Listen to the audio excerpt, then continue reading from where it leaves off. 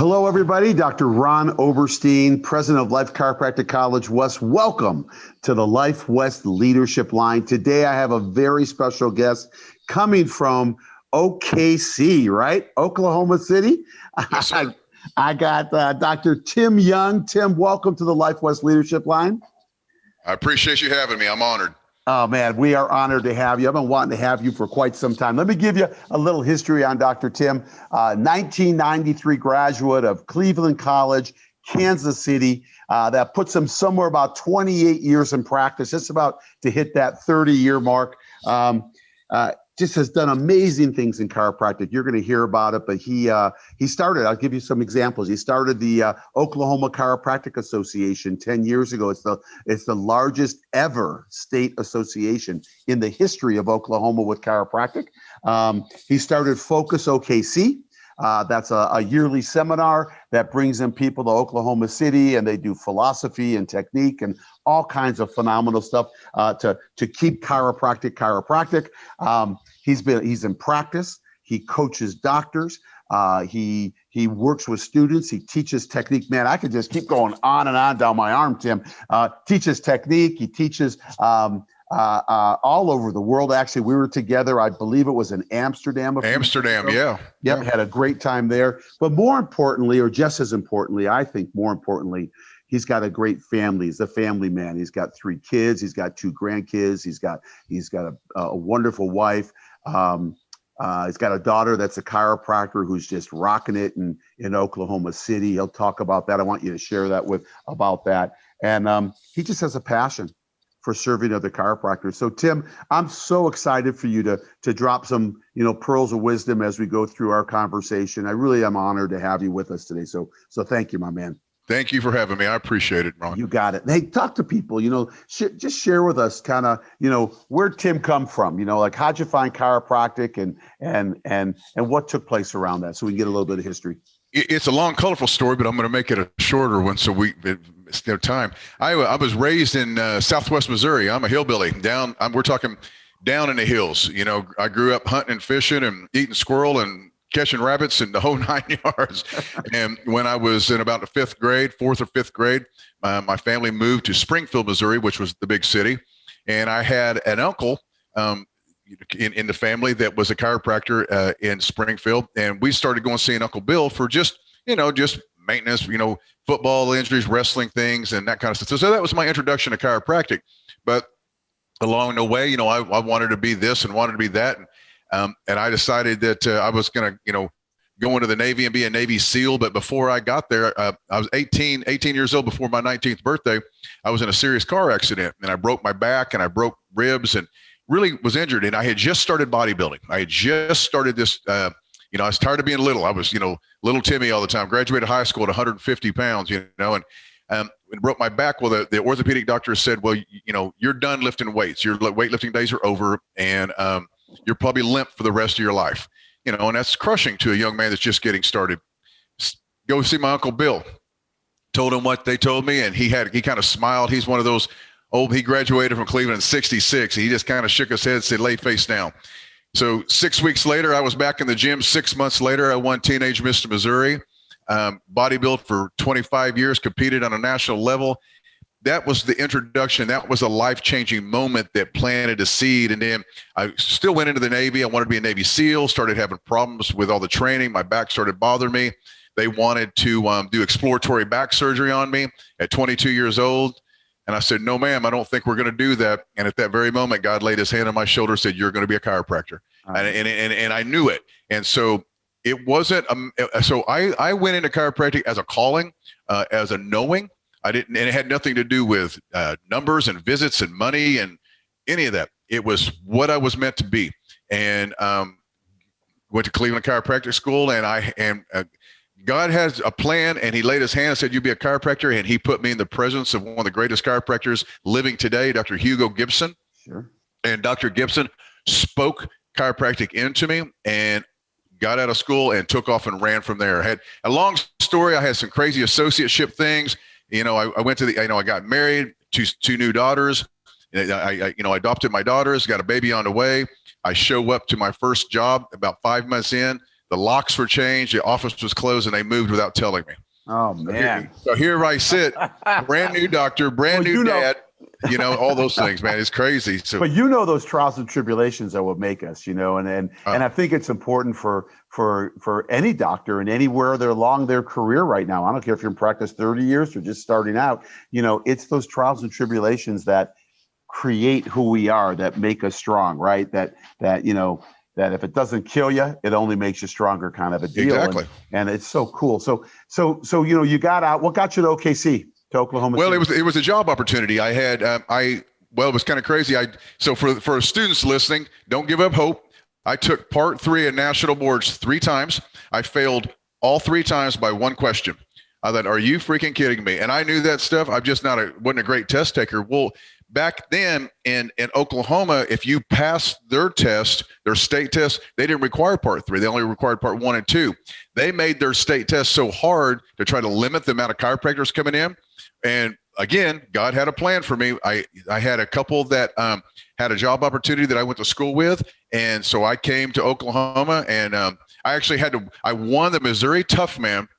I fought 4 times in 2 nights. I won $1,000. Is the only reason I could afford to come to Oklahoma and pay for my test, because I was so broke. So I actually fought my way to Oklahoma.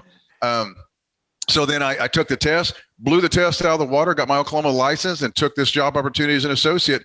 Fell in love with Oklahoma City. So we moved from Springfield, Missouri, and moved my new wife and my 2 new daughters, moved them here, and we took off, man. We took off. Dude, this is like a movie. It's kind of crazy. I'm actually writing a book about it right now. Yeah. Well, I love it because if Patrick Swayze was alive, I'd have to be playing you. Oh, that would be awesome. I love it. And and I know you've learned a lot, because obviously you're dropping knowledge everywhere you go. You're continually just serving and just giving what you know. And you mentioned it before. You don't give up, and it's not necessarily. I think that a big piece that we have to understand is that knowledge isn't necessarily learning. Knowledge can be something. You could be book smart but not knowledgeable, right? And that knowledge is so important. So when we talk about like knowledge, and gaining that knowledge, right? How do you see that happening in chiropractic, or with people that or just within yourself? Well, Ron, this is, my own personal experience. I did it out of a calling. I did it out of a hunger. I had a hunger for chiropractic, right? I've got friends that are gearheads. They want to know everything there is to know about their car or their motorcycle or how something works. I could care less. Push a button, does it start? But when it comes to chiropractic, man, I want to know. I want to understand the big picture. And so to gain knowledge, you have to reinvest back in yourself.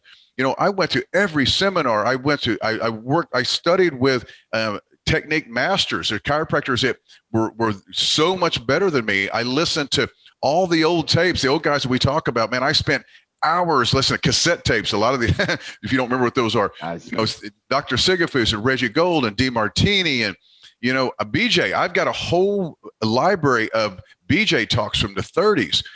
Man, you got to reinvest. And in order to have knowledge, you have to acquire it, and you got to reinvest in yourself. But here's the thing. The knowledge that you're acquiring, it needs to be contributed back to what you do every day. Like, you can spend a ton of time learning a Krebs cycle, but that doesn't help you make a better Atlas adjustment, right? And so I wanted to understand the philosophy. I wanted to understand why we adjust. I want to understand, how does a patient get well? I got a patient that drives 3.5 hours with essential tremors so bad she can't even dress herself, and I adjust the occiput and those go away. How? Why? And then why couldn't anyone else do that? I want to know why. And so to me, if you're going to share your knowledge, you need to invest back in yourself to actually understand it and find out those things that you need to know before you share it. Yeah. And, it's interesting because when you talk about knowledge, you talk about thirst, because that's what I'm hearing. I'm hearing that it's that passion to learn, right? Or that passion to seek and to find. And, we've got chiropractors who are listening to us, watching us right now, who've been in practice for 30 years or 28 years like yourself. And that passion just isn't there. And a lot of times they feel like, yeah, I've been 28 years. I'm just not, I'm kind of like whatever. And they're just kind of like cruising. And maybe they never really had the passion, or on a scale of 1 to 10, their passion might have been at a 6 or a 7, which is no judgment. It's just where it is.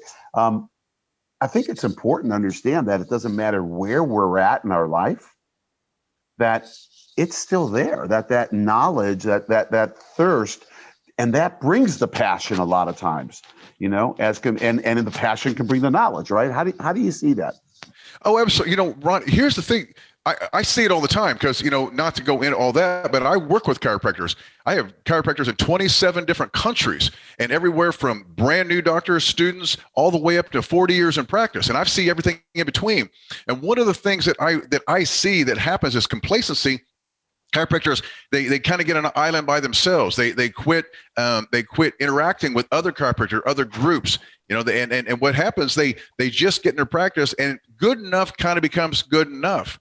It's okay, and that's okay. And what happens is they kind of allow themselves to just fall into the trap of, well, it's just a noise. It's kind of a pop. I'm giving them relief. And what they don't understand is that every time you make a chiropractic adjustment, that is a miracle in the making, whether it's immediate or eventually down the road. And when you stop and sit back and understand that you're working with the power of the universe, that your boss is the creator, I don't know how good enough is just good enough when you understand that. In my world, my boss has got a pretty big job for me, and I'm not going to go to my office and just give a half-assed performance.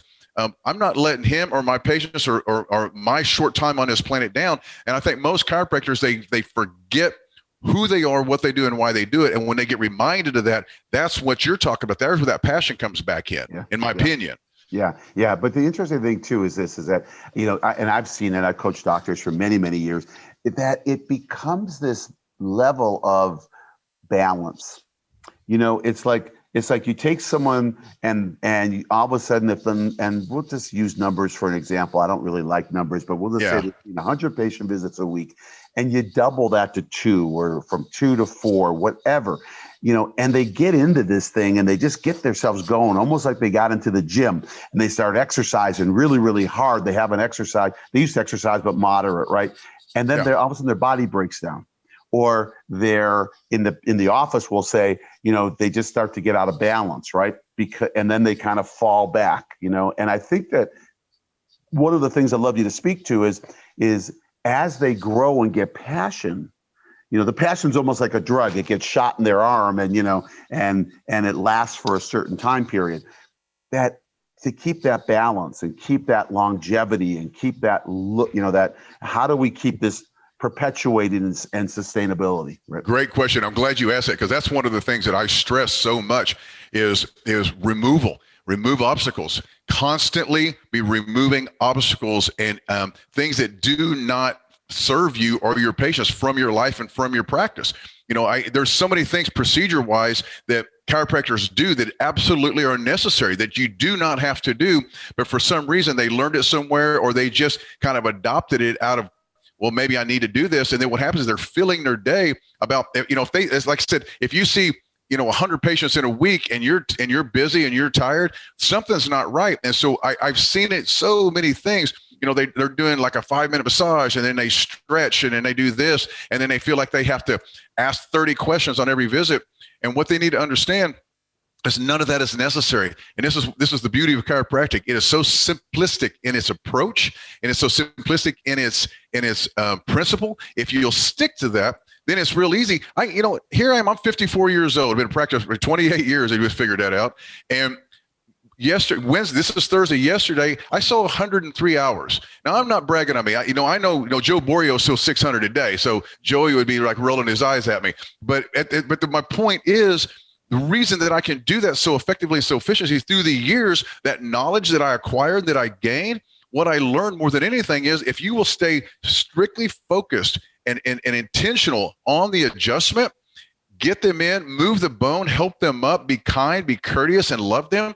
man, it won't be a matter of building a practice, it's keeping up with it. And what you're talking about is so true. The technique, making sure you're using a proper technique, making sure your posture is appropriate, making sure that you're doing things, reinvesting back in you so you're able to go 28, 30, 35 years. I got doctors I work with, been in practice 40 years.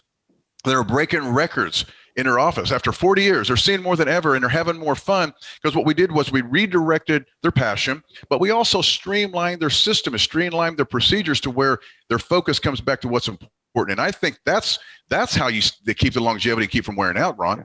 Yeah, and one of the things too, Tim, is that, and ask any business this, when you focus on what you do good, you do good. You do good. McDonald's, I don't advocate McDonald's, but we'll just use them because they're one of the largest corporations in the world.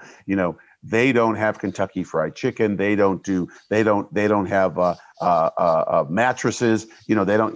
They just do what they do, right? And, exactly. And I think it's important. But the other piece is this, and you said it a second ago, whether you're seeing 100 people in 3 hours or whether you're seeing Joe Boria, it doesn't matter. It's irrelevant. If you at the end of the day, if you're tired and beat up, then you've got to find that balance, whether it's 100 a day, whether it's 50 a day. And it might be that you're tired and beat up, like you said, because you're not doing it right, or because that's your limitation based, that's your limits based on whatever it is. And that's fine. But find where that is so that, because I'd rather have you around for the next 30 years, right? 58 years in practice, correcting subluxation and turning the lives on in people than just being a flash in the pan, right? And that we see that a lot in chiropractic. Young guys get out, poof, they're doing phenomenal. Next thing you know, they're doing it because they just didn't have that balance. Well, and I will tell you the perfect example of that. And I don't know if you ever knew him, but one of my huge mentors, teachers, friends, God, I miss him so much, was Dr. Yenny, Richard Yenny out of Kansas City. I don't know. Did you ever have the opportunity to meet Dr. Yenny? He was world renowned. I did. He practiced for 62 years. Yeah. And the man, and when he passed, and I know this for a fact because there's a chiropractor in my group that used to be his CA, and he was averaging $100 a visit when he passed. And he had kings, queens, presidents, movie stars. Chuck Norris would fly to Kansas City. The Kansas City mob boss would come. I mean, everybody come to see Master Yenny.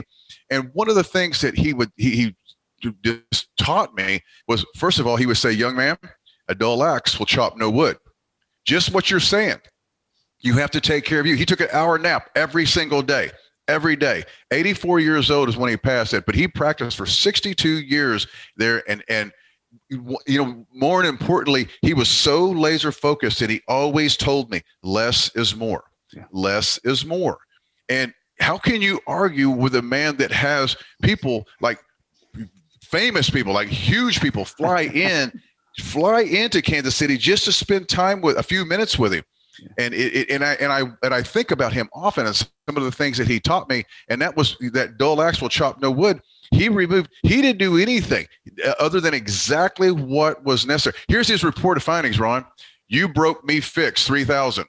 And the patient would say, well, that's a lot of money. Well, you have a lot of problems, And so we always laugh about that. That was the Yennyism, but he was such a brilliant man. But I learned so much, and that's one of the things. But his dying word to me, Ron, his dying words, the last thing he ever said to me other than I love you was, always remember that the chiropractic principle is the most important thing. Yeah. And that was his gift before he passed. And I'm passionate about it. I live with it every day. But if you practice in the principle, you stay very focused on it, you remove the things that aren't necessary. You do the one thing that gets the greatest effect instead of all the little things that get side effects, and your life becomes so much more balanced. And not only in practice, but in your personal life and your relationships, man, focus on what's important and let all the other stuff go to the side, and life becomes so much better. Yeah, but it comes down to that knowledge that you talked about, because you know what? It does. If you're questing for that knowledge, if that's the vision quest that one is on, because a lot of people might think, yeah, but the adjustment is that all, And you and I, that's all we've ever done in our offices. But is that all? And they have to understand. I mean, man, you come to a service trip with us to India, you come to a service trip to Tonga, And you watch people get their vision back. You watch people get their hearing back. You watch people walk for the first time, speak for the first time. And is that all? It is so all. It's all encompassing, right? And it's that kind of thing that where we have to sharpen our axe around our knowledge, but we also have to sharpen our axe around our professionalism, because a guy like Dr. Yenny, he could say to someone $3,000 and they just say, okay, cash, check, or credit card. Exactly. Like, what do we do? And it's because of the professionalism. And when I say professionalism, I'm not talking about the tie and shirt. I'm talking about, what are we doing as chiropractors to own ourself, right? To like you talked about, are we training? Are we getting the science, the philosophy, and the art? Do we feel so strong in what we do that I could just look at you and say, lay on my table. You got an interference. Let's let the power in your body start to heal. Get down there. I know your body can heal. It really comes down to owning it, doesn't it? It's called certainty. Yep. It's your level of certainty. And this is what I tell doctors almost on a daily basis. Your level of certainty, the amount of certainty that you have in what you do is exactly proportionate to the level of certainty that the patients will have in you also. If you know that you know and you don't question it, you are grounded, solid. You can't debate me on chiropractic. You can't shake me. You can't rattle me. I do not have one foot on either side of the fence. It is solid and concrete, man. There is no debate. This is the way it is. Patients respect that. They resonate with that, and that's what they're looking for. People are looking for leaders. They're not looking for somebody that's not quite sure. And if you're not quite sure, they go find out. And just like we're talking about. But that was why Dr. Yenny, and he told me to become a master, remain a student. He was still learning new languages. He was still interested in technique. And this guy was, and you're looking at him thinking, what more could he know? And he would tell you everything. I go to my office and I just realize how much more I've got to learn. Yeah. Gosh, how much more is there? I feel like I'm just now beginning again after 28 years. I'm like, God, I'm starting on this journey. So, but Tim, that's where your passion comes from. That's the way it should be. Yeah, what you said is key, because if you didn't consider yourself one of the best adjusters in the world, then there's something wrong. Everyone should consider themselves that and strive towards that, because that, what we talked about before, if you own it, and you have to have that, right? And you have to also know that I could be better. I don't know one all-pro football player or a basketball player or, whatever, all-star that doesn't keep striving to get better, even when they make the pinnacle, right? Kobe Bryant, great example, continued on the path. And here's a question I have for you, because every great professional, that I know, they all have routines, and it's like, and that's how we keep our balance also. Mm-hmm. They all have routines that they do, whether it's on their work days, whether it's whatever, and they also have time off, and all that. What is your routine? Like what does it look like? And I'm not saying this for other people, for Tim, what does this look like? Again, it's changed through the years, right? So as you get older, your routine changes. Absolutely. And then as your workload changes and your responsibilities change, your kids move out of the house, and now, things change. But for right now, my routine is I get up at 6 o'clock every morning. First thing I do is get up, I make my cup of coffee, and I'm sitting right here where I'm sitting and looking at you right now. I sit here and I answer my emails. I get my messages, because I work with doctors in other countries, so the time differences are different. So I work with them.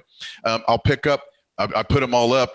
I got, I just got this, The Wisdom of 33. I don't know if you've seen that. Yeah. It's, I read what other chiropractors write about chiropractic. I want to study and learn. At 7 o'clock, I make my wife her coffee. I wake her up and get her ready for the day. And then I get prepared and I get to my office early. I'm at my office an hour before I start seeing patients. I make sure all my x-rays are read, my exams are done. I'm present, I'm prepared, and I'm ready to go. Yeah. And then 3 hours, I don't get on my phone. I don't answer the phones. I don't talk to anybody. It is patient time. And then at lunch, a lot of times I'll either go to lunch with my wife or I'll go to lunch with another doctor. But a lot of times I go to lunch by myself and I sit and I read. I find a quiet place and I read everything. Behind me is a bookcase that's full of books that I'm constantly reading, just to keep myself motivated, just to keep my mind working. And then, when I'm kind of funny, Monday through Wednesday, I come home from the office. I walk in. My wife's got dinner ready at 6 o'clock. We eat dinner together. We sit at the table. Everything's turned off, and we connect again. We communicate. And we've been married to be 25 years this August, and she's still my best friend. She's still the breath that I breathe is her. And then we clean the kitchen, and then we go sit on the couch and we watch Netflix for an hour. I mean, we just shut it down, man. And we just mindless and just find our shows, get up, do it again. Then through the week, we run. We're getting ready for a marathon. Well, she is. I'm doing a half. We get our workouts in. We cycle. We travel. She's right now. She's been working all morning long, booking our trip for New Year's. We're trying to find a place to go. We're going to Italy for our 25th. We're planning on that. So I'm so passionate about life and living. My number one responsibility is the relationship that I have with myself. I mean, I need to be able to trust, respect, love, care, admire this guy. Because if you don't, you can't expect anyone else to. It's contradiction. And as Patrick Jatimpo taught me years ago, contradiction, the greater the contradiction, the greater the destruction. And I want to be that guy. I want to be honest. I want my integrity. I mean, I work on it. And then my relationship with my wife, everything we do, my schedule is her, and my practice and my kids and my grandkids, and then just living life at its fullest. So my schedule I balance it, man. Some of these people, they think that I get up at 4 and I grind till midnight. No. There was a day, but you can't keep. You can't sustain it. Yeah, you can't. Yeah, and here's the thing. I was talking to my son about this yesterday. He's 24 years old, and he's a MMA fighter. And God, this kid, he's got a fight coming up, and he is training. And then he's doing the same thing. He pays for a private lesson with his coaches. Then he goes to 3 hours worth of training with his team. Then he gets another lesson in strength and conditioning. He does it every day. He said, Dad, I'm not playing. I'm going somewhere, and I'm putting all the time back in myself. And and what's crazy is, he's learning those lessons along the way. It's like, and I said, son, this is what's great is I'm 54. I didn't come this far just to come this far.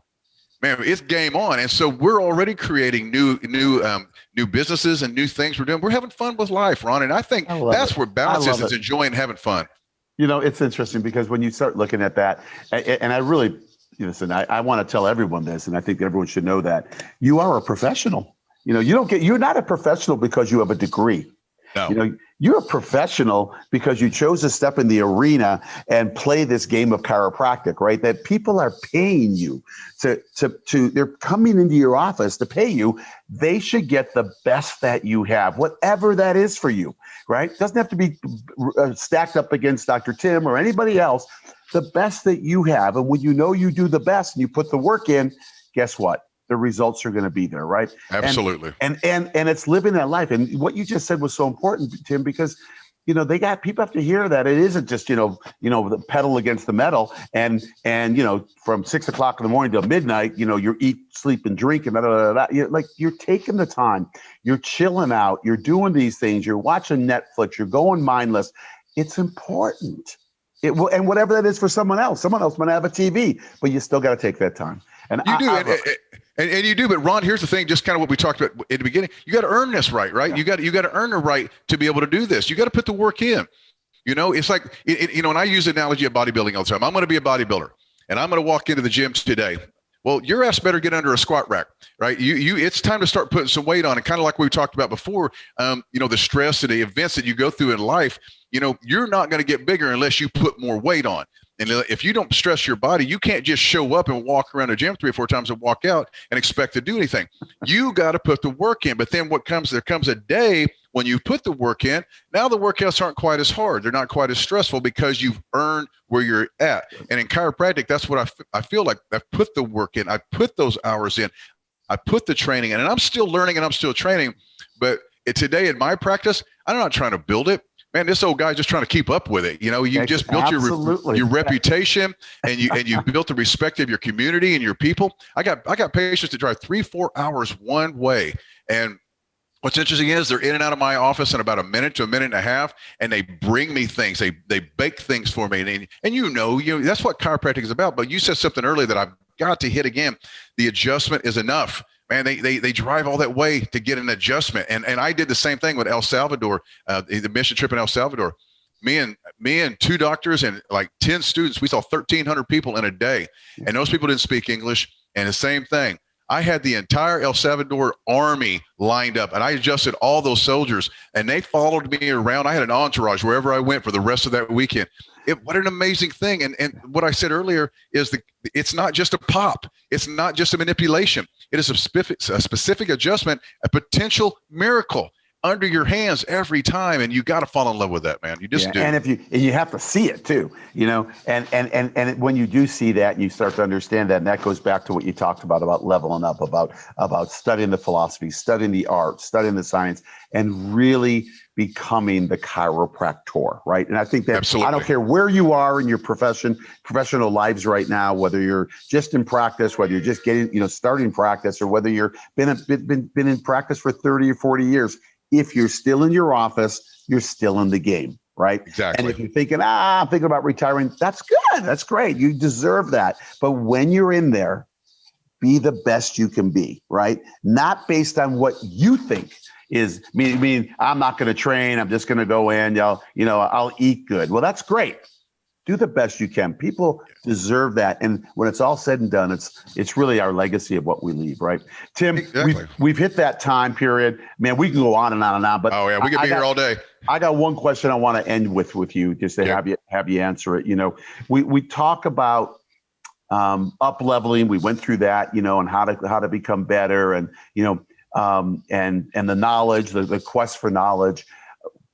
If you were to just leave, the one thing, the yenny, we'll call it, all right, and just right now, this won't necessarily be your legacy later, but the yenny saying, if you were to give somebody right now who just met you and you found out they're a chiropractor and they just said, I just want to become better, what would it be?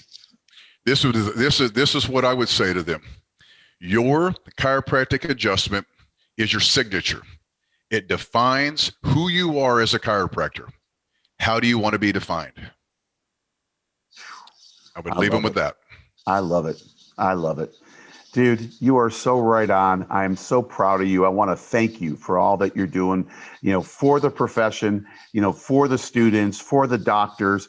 But really, really, really, Tim, for humanity. I want to thank you for the global reach that you have, with these docs in 28 countries and all the different things that you're doing and the passion you have. But I also want to thank you for taking care of yourself. And the golden nugget, I hope everybody heard today, was take care of you. Absolutely. Because if you don't take care of this, you can't give to anybody else, and you hit so many nails right on the head and put them, right into the wood with one tap of the hammer. And that's really what it is, so thank you, my brother. Thank you for keeping up, and thank you for sharing your wisdom and for doing everything you do for this world, through chiropractic. I appreciate you. Thank you, Ron. I love the profession. I love people, and I was called to serve. And I don't think God says serve a few. I think he says, serve them all. And I'm going to give it my best. That word is called service. It's serve us. Us, exactly. Not serve me, serve us. I love you, brother. And to you're welcome. To all of our people listening, it's like, just take this in, man. Listen to this again. Listen to it a few times. You won't get everything that was dropped here, so just take some time and spend a half hour. Use this as a study, maybe every morning. And on the bottom of the screen will be flashed all of Tim's, information, so you can get a hold of him and see what he's doing. But most of all, just take it in your heart and don't beat yourself up with this. Take it in and say, can I be better with what I do? Don't say, oh yeah, if only, or that. Forget about the what ifs and do the what is, and what will be. So just know that we love and appreciate you. I'm so excited you're listening to the Leadership Lines and that you guys are getting so much out of it. We're getting about 4,000 to 5,000 people on these, watching these every week. And we want to grow that. So spread it with your friends and just keep coming back and keep drinking from the water, keep drinking from the well. And just know that we love you and appreciate you. And until our next Leadership Line, I'll bid you adieu and keep taking care of yourself and loving and hugging the ones you're with. So thanks so much. Thanks, guys. You got it.